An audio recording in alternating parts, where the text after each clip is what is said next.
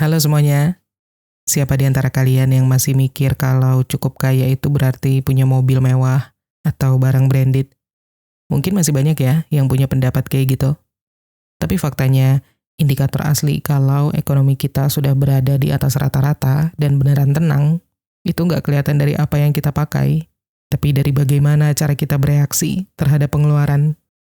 Jadi bukan cuma soal nominal saldo, tapi soal jarak antara pengeluaran kita dengan rasa stres. Kalau kita masih panik pas mendadak sakit, harus berobat, atau masih mikir dua kali untuk bayar kenyamanan, itu artinya kita belum benar-benar ada di level yang aman. Jadi, gak usah dengerin standar pamer di media sosial. Coba cek 10 indikator finansial ini untuk tahu apakah kalian beneran udah cukup kaya di atas rata-rata dan tenang. Atau cuma sekedar kelihatan mampu aja. Kita mulai dari indikator yang pertama, yaitu punya dana darurat yang memadai. Punya dana darurat di sini tuh sebenarnya bukan cuma soal angka di saldo, tapi soal stabilitas mental kita. Mungkin kalau di bahasa kita sehari-hari, dana darurat ini bisa disebut sebagai uang pegangan juga ya. Nah, di level ekonomi yang udah aman, dana darurat kita itu fungsinya udah naik kelas. Bukan lagi sekadar uang untuk benerin genteng bocor, tapi jadi perisai supaya kita nggak gampang kena mental ketika ada kejutan hidup yang nggak enak gitu. Bayangin gini, pas ada drama di kantor, atau usaha lagi agak seret, orang yang nggak punya pegangan tuh bakal langsung panik. Otaknya otomatis masuk ke survival mode. Stres bertambah, jam tidur jadi berantakan, dan ujung-ujungnya malah bisa mengambil keputusan yang ngawur karena kepepet. Tapi ketika kita udah mapan, kita punya napas dalam tanda kutip yang lebih panjang.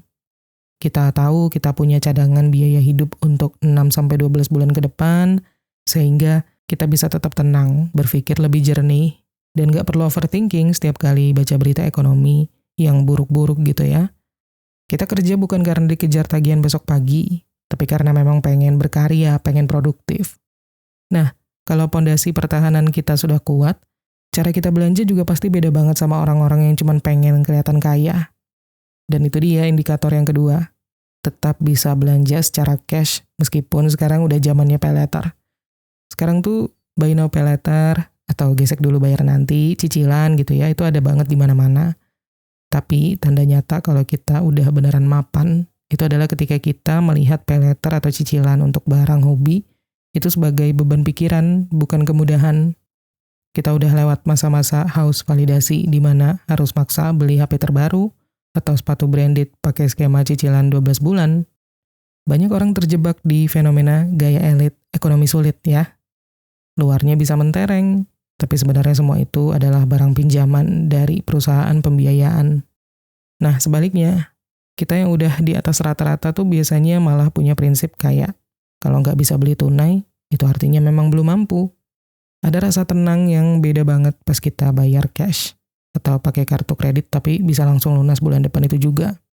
Kita nggak punya utang perasaan setiap kali ngelihat barangnya, kita nggak bakal kaget pas lihat tagihan bulan depan karena semua udah beres di depan.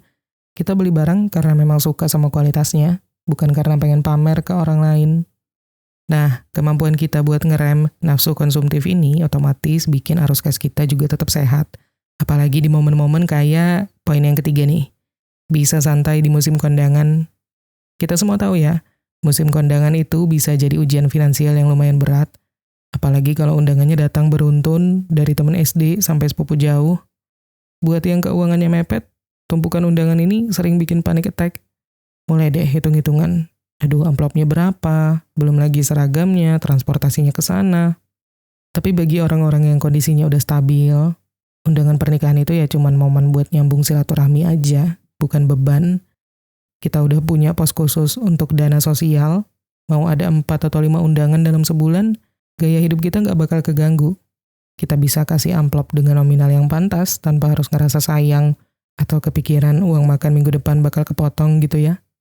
Kita bisa hadir dengan hati yang ikhlas dan muka yang cerah karena memang kita sudah selesai dengan urusan perut sendiri. Ketenangan kayak gini nih yang mahal banget harganya, karena kita tetap bisa eksis di lingkaran sosial, tapi nggak ada beban pikiran soal sisa saldo di ATM.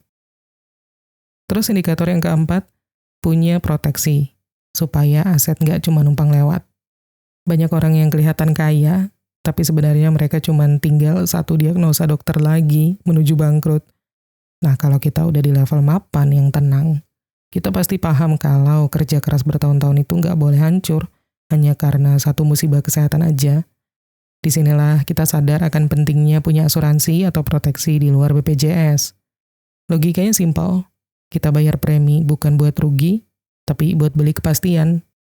Karena kita nggak mau tabungan yang kita kumpulkan untuk sekolah anak atau dana pensiun, itu semua tiba-tiba ludes dalam semalam hanya karena harus bayar tagihan rumah sakit yang angkanya bisa mirip-mirip sama harga mobil.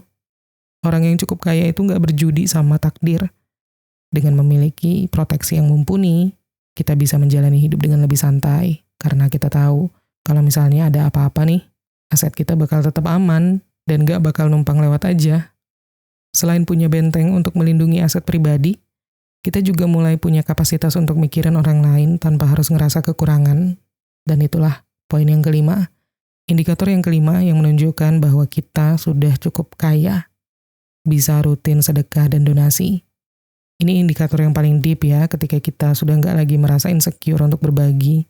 Karena bagi kita, ngeluarin zakat, sedekah, atau donasi buat bencana, itu bukan lagi soal kewajiban yang berat, tapi sudah jadi bagian dari lifestyle. Dan di level ini kita sadar bahwa harta kita itu cuma titipan dan nggak bakal habis cuma gara-gara bantu orang lain. Kita nggak lagi hitung-hitungan sampai ke receh terakhir pas mau kasih bantuan. Ketika ada musibah besar dan kita harus keluar uang ekstra untuk berbagi, kita nggak ngerasa terbebani karena pos anggarannya memang udah ada. Ini definisi kaya yang sesungguhnya. Kita sudah merasa cukup, sehingga punya energi lebih untuk jadi saluran berkat buat orang-orang yang ada di sekitar. Ketenangan yang kita dapat dari melihat orang lain terbantu itu rasanya jauh lebih mewah daripada beli barang branded.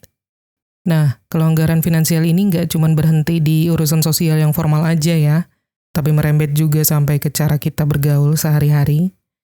Jadi indikator yang keenam adalah bisa royal tanpa mencari validasi. Pernah nggak sih kalian lagi nongkrong bareng sama teman atau keluarga, terus pas mau bayar, kalian dengan santai bilang, udah aku aja yang beresin. Tapi itu bukan buat pamer atau gaya-gayaan biar dianggap kaya. Kalian melakukan itu hanya karena memang punya kelonggaran aja.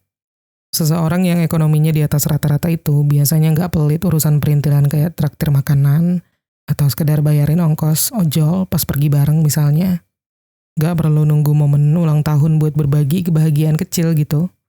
Semuanya dilakukan karena senang melihat orang terdekat kita juga senang.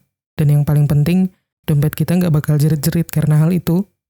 Kita nggak lagi mencari validasi atau pengakuan, kita cuma menikmati indahnya punya rezeki lebih yang bisa dirasain bareng-bareng.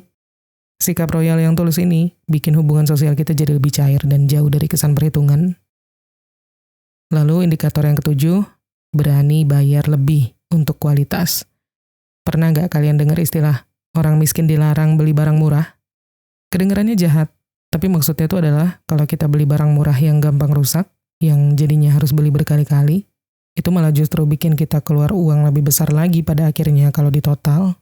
Nah, ketika kita sudah sampai di level cukup kaya, ada pola pikir kita yang sudah bergeser ke arah ada harga, ada rupa.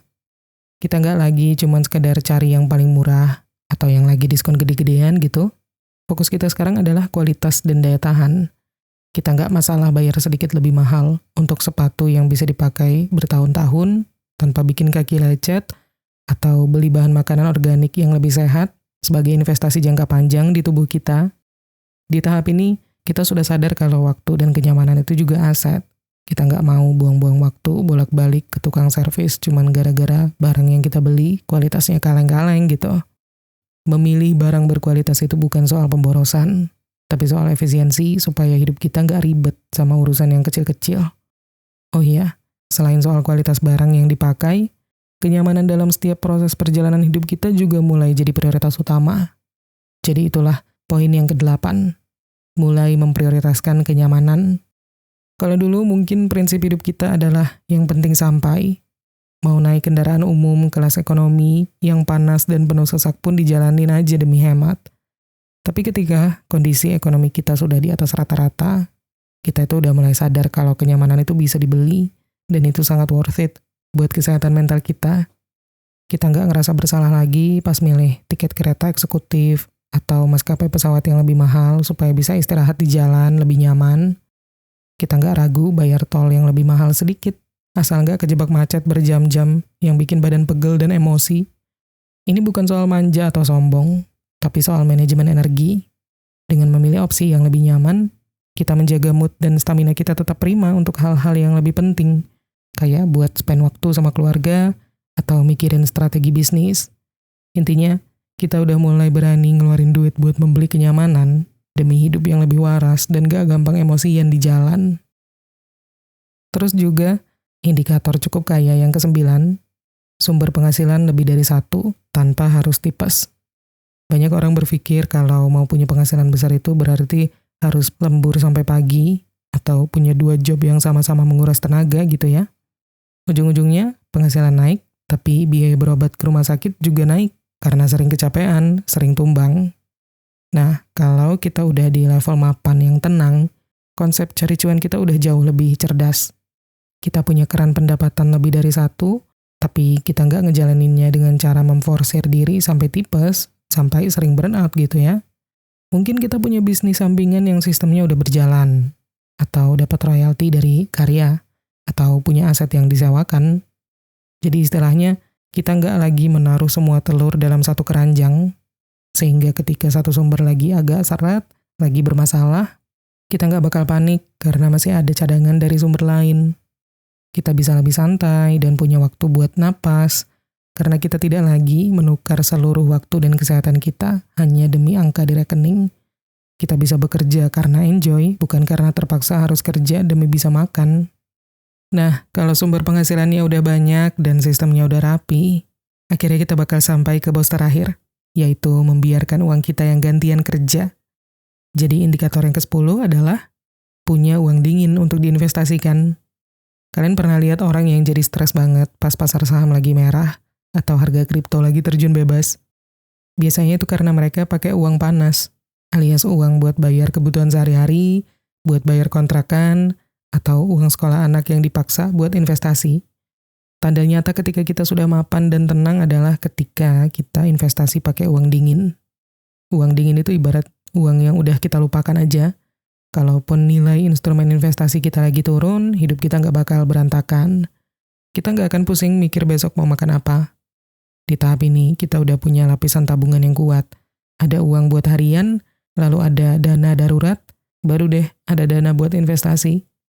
Kita nggak lagi spekulasi atau judi demi pengen kaya mendadak, tapi kita lebih fokus ke pertumbuhan jangka panjang. Ketenangan itu datang dari keyakinan kalau aset kita bakal terus berkembang seiring berjalannya waktu. Sementara kita sendiri tetap bisa tidur nyenyak tanpa perlu mantau grafik setiap 5 menit sekali gitu ya. Dan disinilah kita benar-benar bisa merasakan kalau uanglah yang bekerja buat kita, bukan sebaliknya.